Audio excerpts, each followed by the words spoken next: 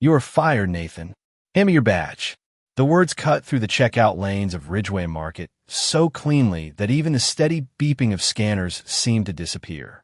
Nathan Cole stood beneath the harsh white lights with his navy work shirt still damp from the cold October air outside, one hand resting near the silver name badge he had worn for 6 years. District Operations Manager Martin Hayes faced him with a termination form pressed flat against a clipboard. "You abandoned your station. Someone needed help. You ignored a direct order." Nathan said nothing after that. Near the automatic doors, 9-year-old Emily Cole stood beside their elderly neighbor, Mrs. Parker, who had brought her to the store after school when Nathan failed to answer his phone. Emily's purple backpack hung from one shoulder. Her blue eyes moved from Martin to her father, searching for the part of the conversation that would make sense. Nathan saw her. His expression changed immediately. The anger he could have chosen disappeared beneath something steadier. Dignity. He reached for his badge, unclipped it, and placed it carefully on the counter. Outside, wind pushed golden maple leaves across the parking lot. Rain tapped softly against the glass doors, and red emergency lights faded beyond the far row of cars as an ambulance turned onto the highway.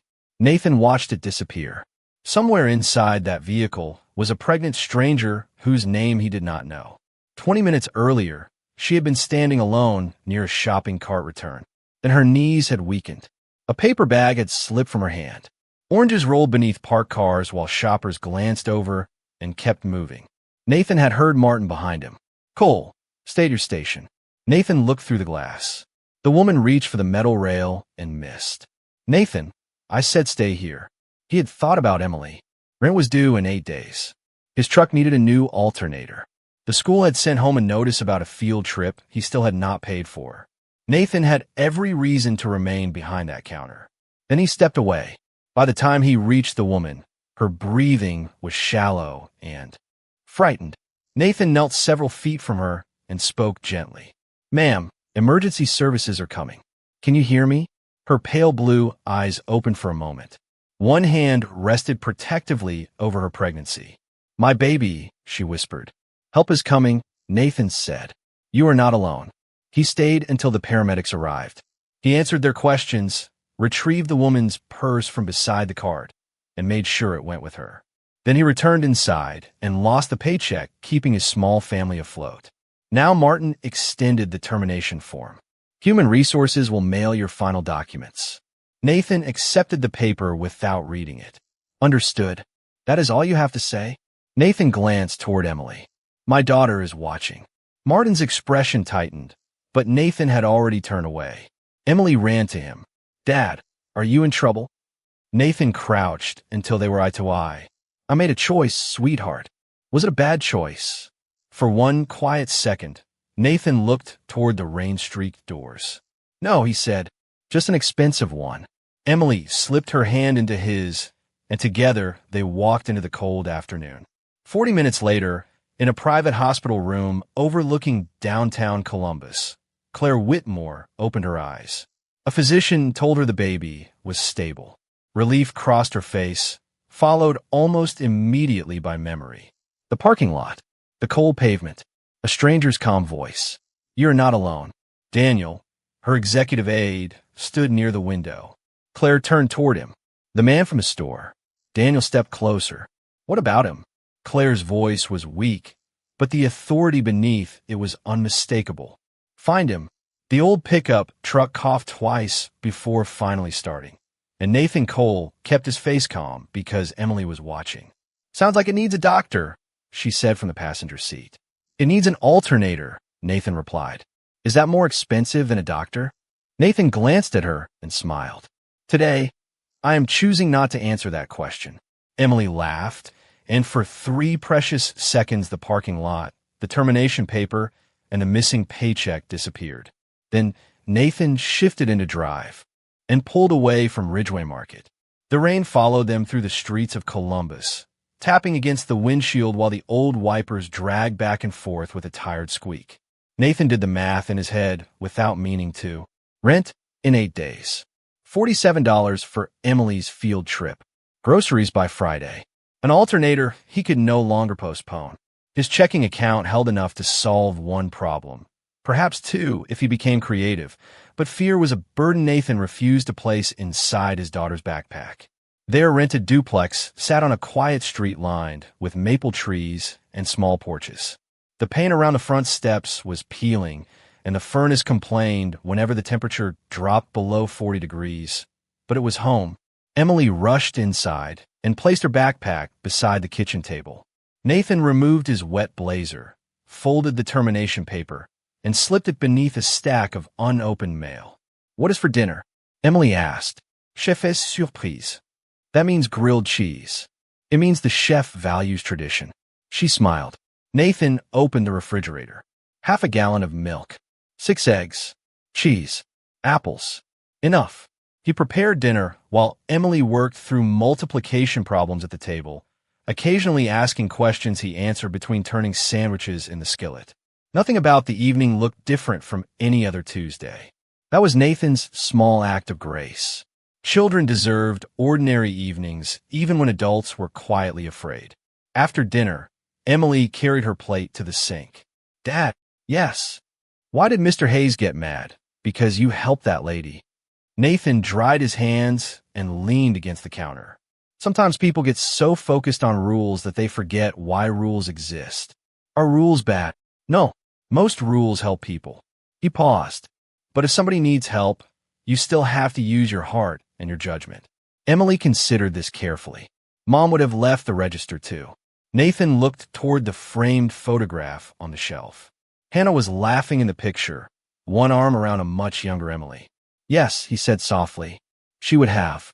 Later, after Emily fell asleep, Nathan sat, alone at the kitchen table beneath a single yellow light. He unfolded the termination paper, then the electric bill, then the field trip notice. He opened his laptop and began applying for jobs. Assistant manager, warehouse supervisor, retail operations coordinator. By midnight, he had submitted 11 applications. At 12:17, his truck repair estimate remained open on the screen. Nathan closed it. He could take the bus. Across downtown Columbus, Claire Whitmore rested in a private hospital suite while Daniel stood beside her bed holding a tablet. "We found the store," he said. Claire looked up immediately. "And the man?" "We are reviewing internal records now." Claire rested her hand over her unborn child as rain traced silver lines down the hospital window. "I remember people looking at me," she whispered, then walking past. Daniel remained silent. Claire closed her eyes, hearing Nathan's voice again. "You are not alone." "Why did he stay?" she asked.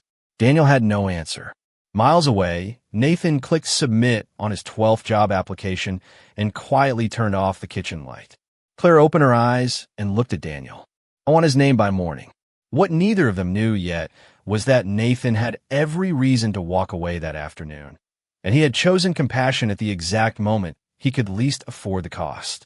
By 7 the next morning, the old furnace had awakened Nathan before his alarm with a long metallic rattle from the basement. He stared at the ceiling for 3 seconds, listening. "Please survive until spring," he whispered. From the hallway, Emily called. "Are you talking to the house again?" "The house and I are negotiating." "Are you winning?" Nathan climbed out of bed. Not even a little. Her laughter followed him into the kitchen, where he packed her lunch, poured cereal, and checked his email between sips of coffee. The first rejection arrived at 7:23. The company had decided to pursue other candidates. The second appeared before Emily finished breakfast. The position was no longer available. At 8:11, a third employer thanked Nathan for his interest and wished him success in his search. He closed the laptop before Emily could notice. Outside, the rain had passed, leaving Columbus beneath a pale blue sky and streets shining with cold morning light. Nathan walked Emily to the bus stop, hugged her, and promised to be home before dinner.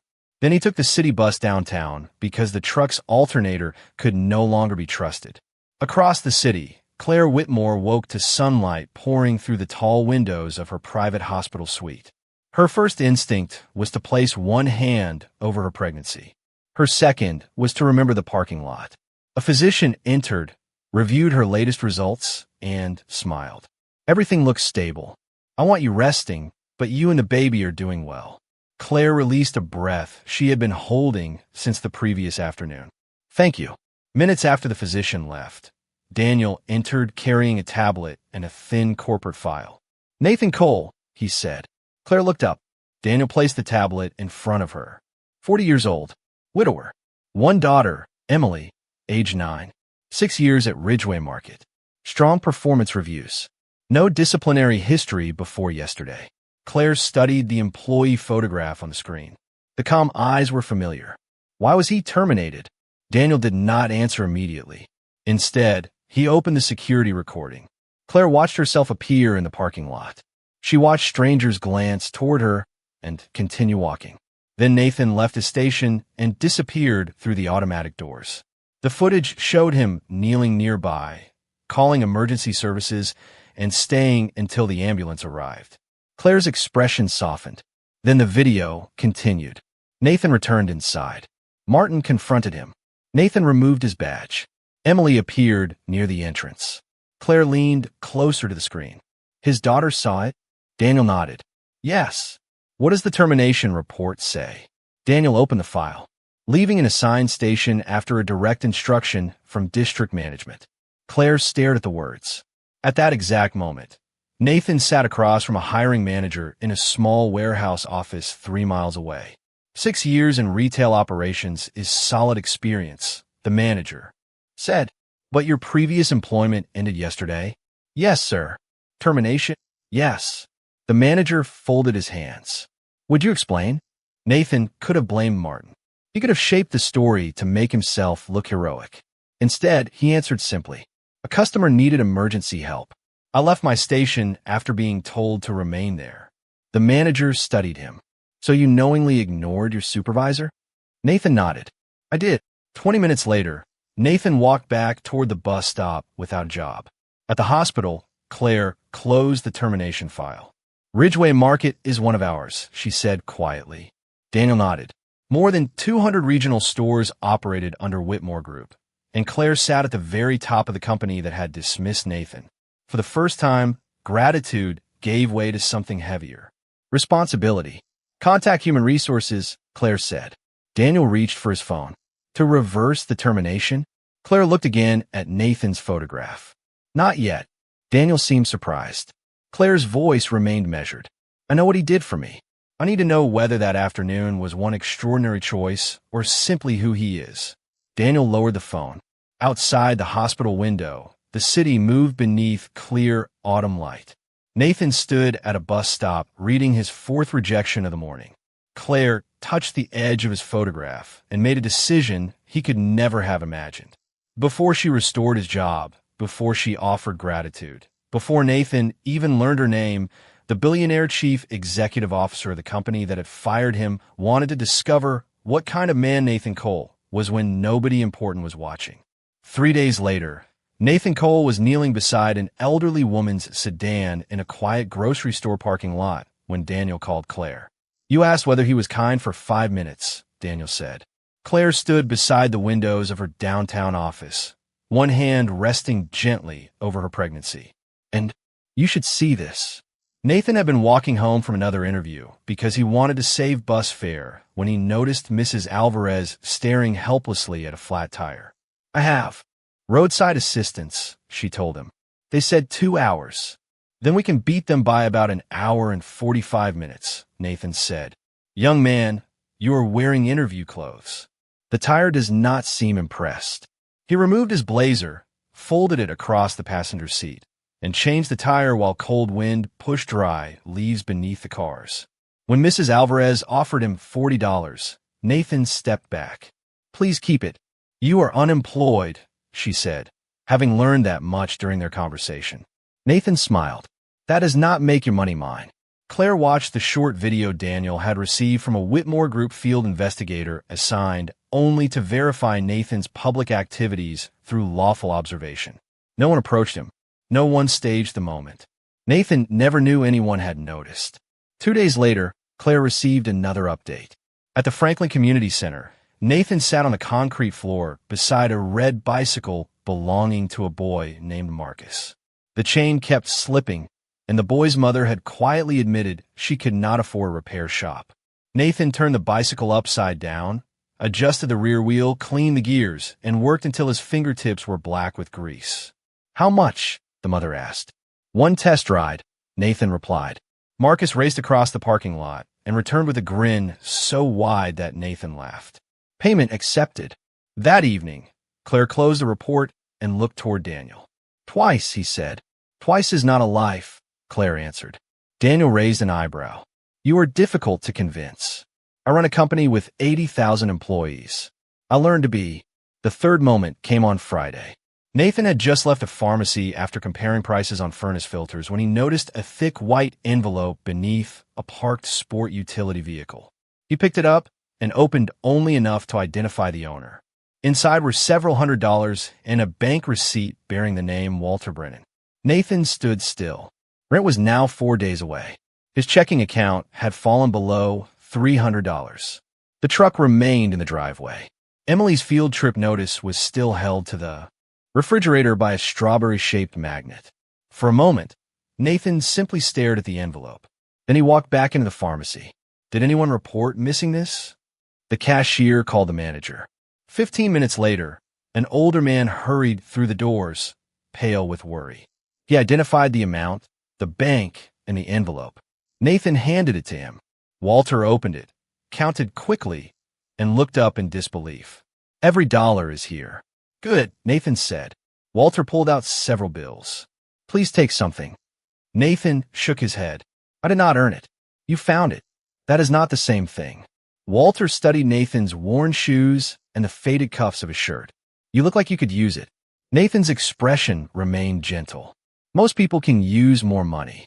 That does not make someone else's money theirs." Claire watched the pharmacy security footage in complete silence. Daniel stood across from her desk. 3 times, he said. Claire slowly closed the laptop. The afternoon sun spread across the office floor, warm and golden, while the city moved far below them. He changed a tire when he was late getting home. He fixed a child's bicycle for nothing. He returned money while he was struggling to pay rent. Daniel nodded. "Have you seen enough?" Claire looked again at Nathan's employee photograph. She thought about the parking lot, his calm voice, the daughter who had watched him lose his job without watching him lose his dignity. "Not yet," Claire said. Daniel looked genuinely surprised. Claire turned toward the window, her expression softer now. "I know what strangers see when they look at Nathan Cole." She paused. "I want to know what his daughter sees." Saturday arrived with a sky so blue that Emily insisted the whole city looked cleaner, and Nathan did not have the heart to tell her their checking account had dropped to $263. "Pumpkin first," she announced as they entered the Columbus Farmers Market. "Hot chocolate second." "That sounds expensive." "It sounds organized." "You are definitely my daughter." Emily grinned and pulled him toward a row of autumn stalls crowded with apples, fresh bread, wildflowers, and pumpkins stacked beneath strings of warm lights. Nathan had promised her one inexpensive Saturday morning, and he intended to keep that promise. For an hour, he did not check his email. He did not calculate rent. He did not think about rejection letters. He simply listened while Emily explained why small pumpkins had better personalities than large ones. Claire Whitmore saw them near the apple stand. She wore a light blue sweater, dark maternity jeans, and comfortable shoes, with her chestnut hair pulled loosely behind her shoulders. Without the tailored suits and quiet assistants, she looked like any expectant mother enjoying an autumn market. Daniel stood several stalls away, pretending to examine jars of honey. "You are terrible at pretending to shop," Claire had told him. "I am an executive aide. Today you are interested in honey. I know nothing about honey. That makes this convincing." Claire smiled at the memory, just as Emily noticed her. "Dad," the girl whispered loudly, "that is the lady." Nathan turned. Recognition softened his face. "Mom, I'm glad to see you standing." Claire approached slowly. "I never properly thank you." Nathan shook his head. "You do not owe me anything. I think I owe you at least hot chocolate." Emily immediately raised her hand. "I accept." Nathan looked at his daughter. "That was remarkably fast. You taught me to make decisions." Claire laughed, and something about the sound made Nathan relax. They found a small table beneath a maple tree, glowing red and gold in the noon sunlight. 3 paper cups sent curls of steam into the cool air. Emily talked first. She talked about school, her science project, the pumpkin she had named Theodore, and her plan to become a veterinarian. Claire listened with genuine attention. Your father must be proud. He is, Emily said. He worries a lot too. Nathan nearly choked on his drink. Emily, what? You do. Claire glanced toward him, but said nothing. Emily continued with the fearless honesty of a 9-year-old. Dad thinks I do not notice things. Nathan's smile faded slightly. Sweetheart, like when he says he already ate breakfast. The market sounds seemed to drift farther away. Claire's eyes moved to Nathan. Emily, that is enough. His voice was gentle, never sharp. Emily looked down at her cup. I was just explaining. Nathan reached across the table and squeezed her hand. I know. Claire changed the subject, asking about Theodore the pumpkin, and Emily brightened again. But several minutes later, while Nathan stepped away to buy napkins, Emily leaned closer. He sold Mom's watch last winter. Claire became still. Your mother's watch? Emily nodded. The furnace stopped working. Dad said the watch was only a thing, but I heard him crying in the garage. Claire felt something tighten quietly in her chest. Your mother passed away? 3 years ago. Emily looked toward Nathan, who was returning through the crowd. Dad says missing someone and loving new people can live in the same heart. Nathan sat down and immediately sensed the silence. What did I miss? Emily studied her hot chocolate. Claire met his eyes. Nothing you need to explain. Nathan understood anyway. His expression carried no embarrassment, only a quiet boundary. I do not want anyone feeling sorry for us. Claire answered softly. I do not. Nathan held her gaze for a moment. Something unspoken passed between them. Respect, perhaps, or the beginning of trust. When Nathan and Emily finally left, Emily carrying Theodore beneath one arm, Claire remained beneath the maple tree. Daniel approached with a jar of honey he clearly did not want. Well, he asked. Claire watched Nathan bend down to retie Emily's shoelace before they disappeared into the crowd. She finally understood. Nathan did not hide his hardship because of pride. He hid it because he refused to make his daughter carry an adult's fear. Claire looked at Daniel, her eyes bright with quiet emotion. I have seen enough. Monday morning began with a phone call Nathan almost ignored because the number was unfamiliar. He stood in the kitchen spreading peanut butter across 2 slices of bread while Emily searched beneath the table for a missing math worksheet. This is Nathan Cole, he answered. Good morning, Mr. Cole. My name is Daniel. I am calling from Whitmore Group. Nathan stopped moving. Whitmore Group, we would like to invite you to our corporate headquarters Wednesday afternoon to discuss a professional opportunity. Nathan looked at the unpaid electric bill beside the toaster. I am sorry, but I think you have the wrong person. We do not. I never applied to your company. Daniel paused. We are aware of that. Nathan slowly set down the knife. What position is this about? The details are best discussed in person. 3 quick questions rose in Nathan's mind. Was this connected to Ridgeway Market? Had Martin reported something else? Was he about to be questioned by corporate lawyers? Daniel seemed to hear the hesitation in his silence. Mr. Cole, this is an invitation, not a disciplinary meeting. Nathan released a quiet breath. All right, Wednesday afternoon. We look forward to meeting you. The call ended. Emily emerged from beneath the table, holding her worksheet above her head. Found it. Then she noticed Nathan's expression. What happened? I have a meeting Wednesday. A job meeting? Maybe. A good job meeting? Nathan smiled. That is the part one do not know. Emily considered this for 1 second. Then wore the blue tie. Across downtown Columbus, Claire Whitmore entered the executive boardroom, carrying Nathan's termination file beneath one arm. Daniel followed with a tablet and several internal policy reports. Martin Hayes was already seated near the middle of the long walnut table, reviewing an agenda he believed concerned emergency response procedures. Good morning, Claire, he said. Daniel mentioned a policy review. That is part of it, Claire answered. Martin glanced at the folder in her hand, but could not see the name printed inside. Claire took her seat at the head of the table. I want regional leadership here Wednesday. Martin nodded. Of course. Human resources as well. Certainly. And legal counsel. Martin looked up. Is there a specific incident we are reviewing? Claire met his eyes calmly. Yes. She offered nothing more. Tuesday evening, Nathan stood in front of the bedroom mirror wearing his only navy suit, while Emily sat cross-legged on the bed holding two ties. Red says confident, she announced. Blue says trustworthy. Where did you learn that? Television. That is deeply concerning. Emily held up the blue tie. This one. Nathan took it from her. The fabric was slightly worn near the knot. Hannah had bought it for him years earlier before an interview that eventually led to Ridgeway Market. Nathan ran his thumb across the edge. Your mom picked this tie. Emily smiled. Then she agrees with me. Nathan looked at his daughter through the mirror. For a moment, the room became very still. Maybe tomorrow somebody will finally see you the way I do, Emily said. Nathan turned toward her. And how do you see me? She shrugged as though the answer were obvious. Like my dad. Nathan laughed softly, but his eyes carried more emotion than his voice allowed. The next afternoon, he stepped from a city bus in front of Whitmore Group headquarters. 40 stories of glass rose above him, reflecting a clear October sky. Nathan adjusted the blue tie and entered the lobby. At the same moment, Claire stood inside the boardroom while senior executives filled the remaining seats. Martin reviewed a financial report. Daniel placed Nathan's termination document beside the presentation controls. Claire rested one hand lightly over her pregnancy and looked toward the closed doors. She alone understood how every person in that room was connected. Martin did not know Nathan had been invited. Nathan did not know Claire owned the company.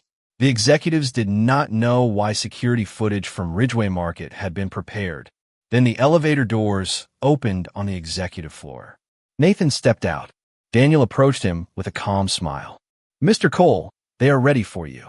Nathan looked toward the tall walnut doors at the end of the hallway. He straightened the tie Hannah had chosen years ago and walked forward, unaware that the meeting waiting beyond those doors had never been an interview. The walnut doors opened, and Nathan Cole entered a room where every chair seemed to cost more than his truck. He recognized Claire immediately. Claire, he said before he could stop himself. Martin Hayes looked up sharply. Daniel closed the doors behind Nathan. Then a silver-haired executive rose from his chair and said, Good afternoon, Madam Chief Executive Officer.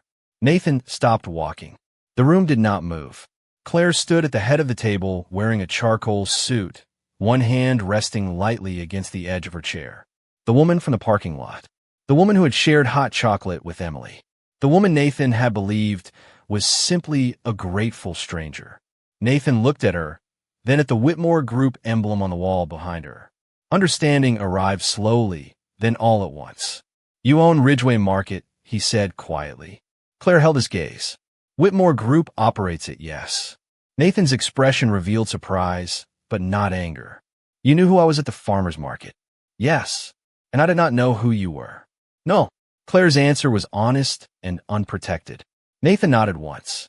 He did not accuse her. He simply took the empty chair Daniel indicated near the end of the table. Martin's face had changed. Claire, may I ask what this is about? You may, she said. But first, I want everyone to watch. Daniel dimmed the lights. The large screen behind Claire came alive with security footage from Ridgeway Market. Nathan saw the checkout lanes. He saw himself standing at his station. He saw Claire outside, near the shopping cart return. The recording had no sound, yet Nathan remembered every word. Stay at your station. He watched himself hesitate. Then he watched himself leave. No one in the boardroom spoke. The footage showed Nathan reaching Claire, calling emergency services, staying beside her, and handing her purse to the paramedics before the ambulance departed. Then the recording continued. Nathan returned inside. Martin approached. Nathan removed his badge. Emily appeared near the entrance with Mrs. Parker. The screen froze on the moment Nathan crouched before his daughter. Daniel walked to the table and placed a termination report beside the presentation controls. Claire opened it. Reason for termination, she read. Leaving assigned station after direct instruction from district management. Martin shifted in his chair. That was the policy in effect. Claire looked toward him. I know. The store was operating during peak traffic. He ignored a direct instruction. I know that too. Martin seemed relieved by her calm tone. Then you understand why the decision was made. Claire allowed 3 seconds of silence to pass. Would you make the same decision now that you know the woman on the pavement was me? Martin's mouth opened, but no answer came. Several executives lowered their eyes. Claire did not raise her voice. Would you? The circumstances are unusual, Martin finally said. Claire's expression remained still. My identity is unusual. My need for help was not. The room became quiet again. Nathan looked toward Claire. Something in her words changed the air. She turned to the frozen image on the screen. If the woman outside had been a cashier, would Nathan's decision have been less human? Martin said nothing. If she had been unemployed? Claire continued. If she had been poor? If nobody in this room had ever learned her name? Martin looked down at the table. Claire closed the termination file. Then the policy was never the problem. The value you placed on the person was. Silence filled the boardroom so completely that Nathan could hear the soft ventilation above him. No applause followed. No one needed it. Martin stared at the report, bearing his approval.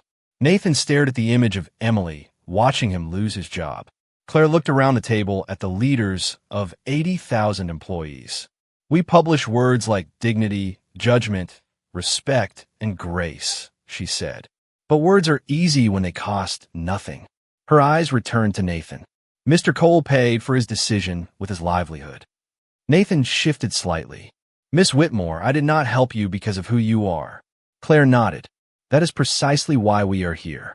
She stepped away from the head of the table and faced him directly. You told me I was not alone when you had every reason to protect yourself first. Nathan remembered the cold pavement and Claire's frightened eyes. Anyone should have done the same. Claire looked around the silent room. Yes, she said softly, but only one person did. Then she turned toward Nathan.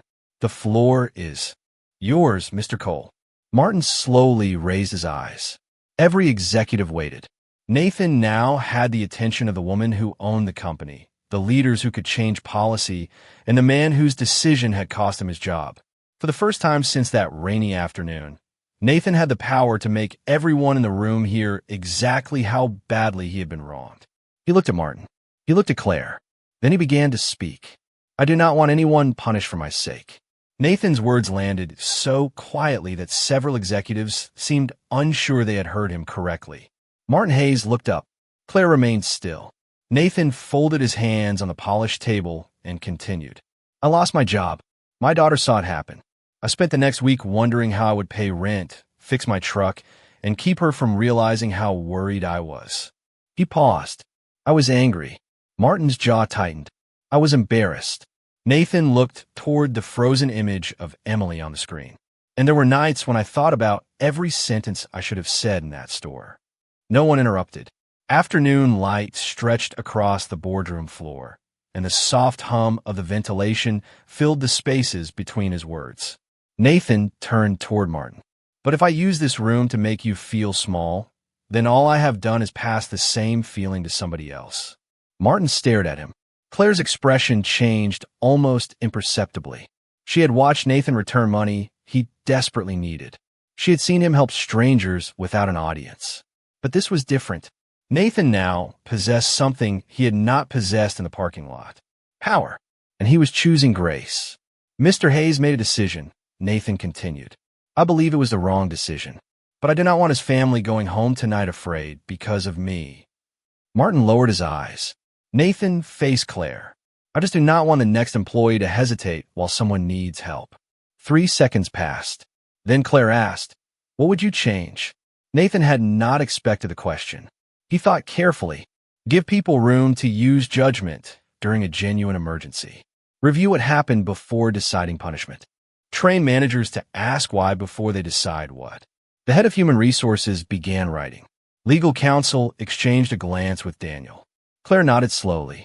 Anything else? Nathan looked around the table. Yes.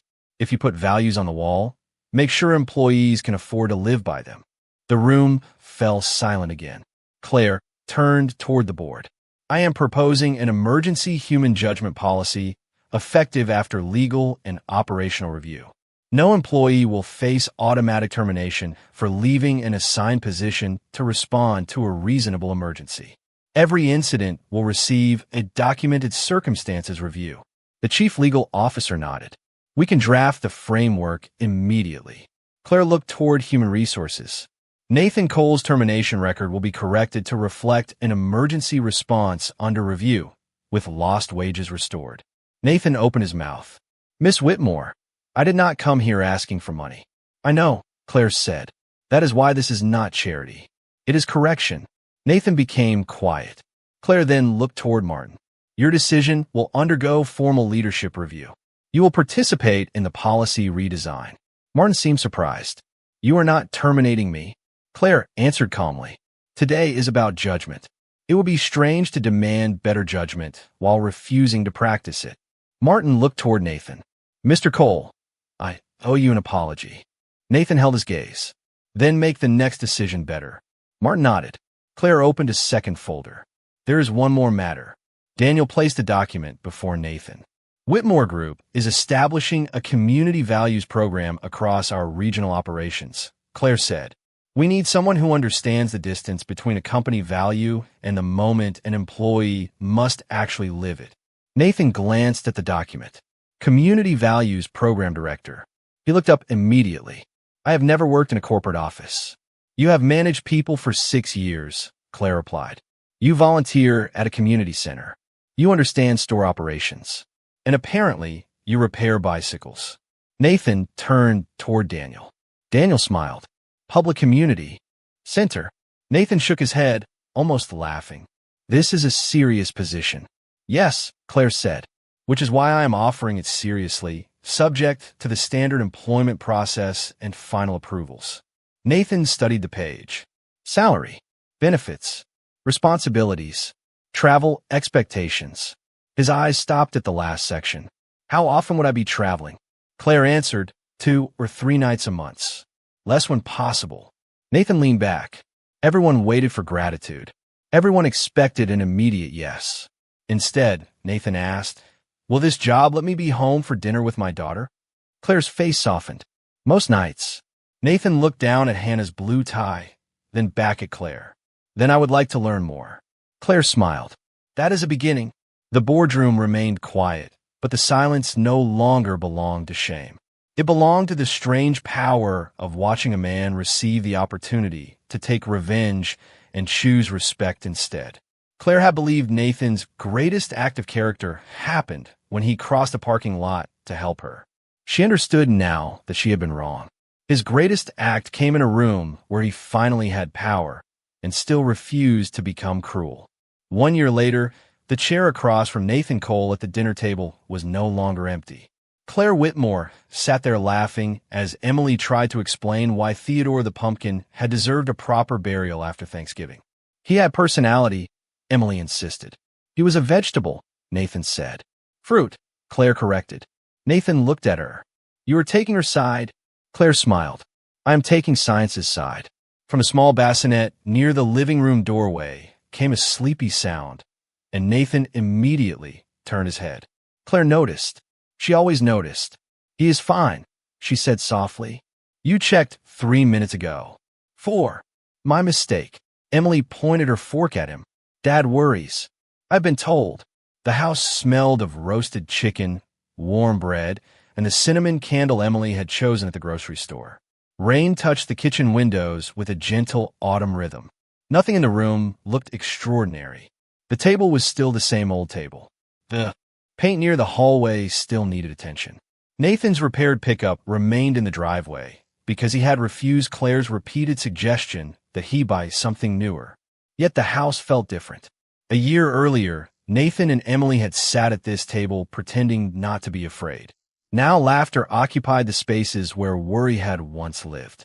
Nathan had accepted the position with Whitmore Group after completing the standard review and approval process.